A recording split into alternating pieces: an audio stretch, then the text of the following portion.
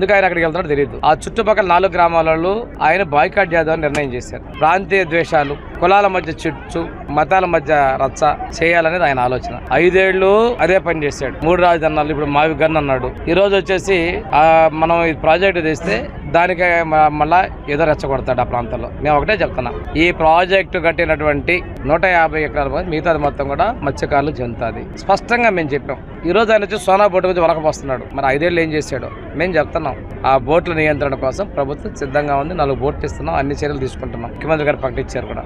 ఈ రోజు ఆయన వచ్చేసి ఏదో అన్యాయం జరుగుతున్నాడు. పులివెందుల్లో మన ప్రాంతం ఇంత, ఈ ప్రాంతంలో చేపల షాపులు వస్తాయని కూడా నేను అనుకోలేదని చెప్పాడు. అంత అజ్ఞానంతో ఉన్న వ్యక్తి ఈ రోజు మత్స్యకార భరోసా 20,000 రూపాయలు మేము ఇస్తున్నాం.